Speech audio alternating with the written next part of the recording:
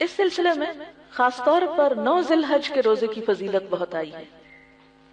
9 تاریخ کا روزہ رکھنا، جس کو یوم عرفہ کہا جاتا ہے، جس روز حاجی حج کرتے ہیں عرفات کے میدان میں، سب سے زیادہ لوگوں کی بخشش ہوتی ہے، بے شمار لوگوں کی گردنیں آگ سے آزاد ہوتی ہیں۔ تو جو لوگ وہاں نہیں پہنچ سکتے وہ اپنے گھروں میں روزہ رکھ سکتے ہیں۔ اب اس میں تھوڑی سی کنفیوژن لوگوں کو ہو جاتی ہے، کیونکہ ہمارا ہجری کیلنڈر عموماً 1 یا 2 دن پیچھے ہوتا ہے بنسبت سعودی عرب کے، تو اس میں پریشانی کی ضرورت نہیں۔ جیسے نمازوں کے اوقات اپنے اپنے ملک کے الگ ہیں، اسی طرح باقی تاریخیں بھی اپنے اپنے ملک کے اعتبار سے ویلڈ ہیں۔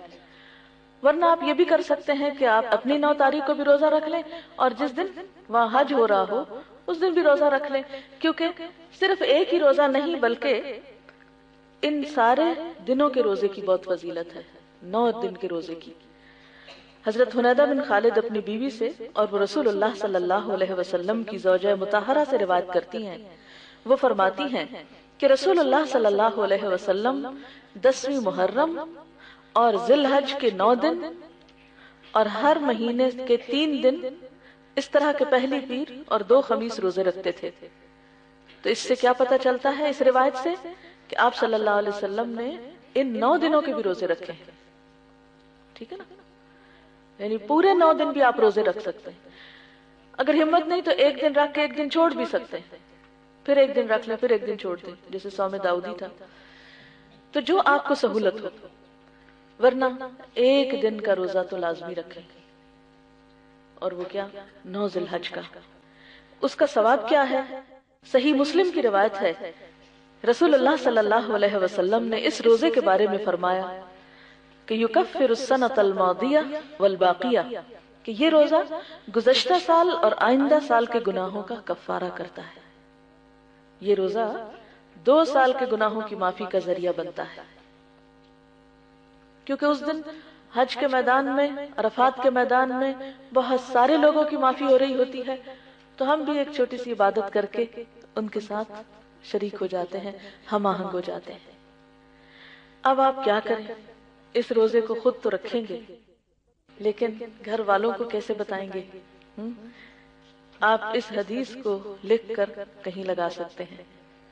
شادی کے کارڈ جو فالتو گھوم پھر رہے ہوتے ہیں گھروں میں، اتنا مہنگا کاغذ یا کارڈ ان میں استعمال ہوتا ہے، ان کے صاف حصوں کو کاٹیے، ان پر اچھی سی کلرنگ کریں اور یہ حدیث لکھ کر سب رشتہ داروں کو دے دیں، ٹھیک ہے؟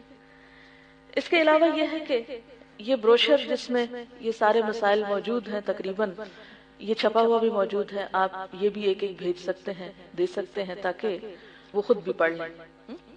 زبانی بھی بتا سکتے ہیں جہاں آپ مناسب سمجھیں۔ مثلاً آپ کیسے بتا سکتے ہیں کہ 1 دن پہلے آپ کہیں کہ میں سوچ رہی ہوں کل روزہ رکھ لوں۔ گھر والوں کو مثلاً شام کے کھانے پہ آپ کہیں کہ میرا دل چاہ رہا ہے کہ کل میں روزہ رکھوں، تو پوچھیں گے کہ کیوں، تمہیں کیا ہو گیا ہے، کوئی منت مانی ہوئی ہے؟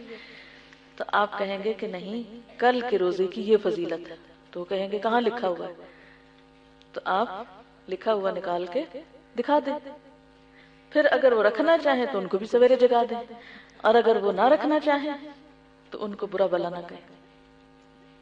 اب بات یہ ہے کہ اس روزے کو خالصتاً اللہ کی رضا کے لیے اور گناہوں کی بخشش کے لیے، اپنے گناہوں اور قصوروں کا اعتراف کرتے ہوئے اللہ تعالیٰ سے دعا بھی کریں اس دن، اور جب روزہ افطار ہو تو اس وقت پھر مزید دعا مانگیں انشاءاللہ تعالیٰ، تو یہ آپ کے لیے ایک بہت بہترین نیکی ہوگی۔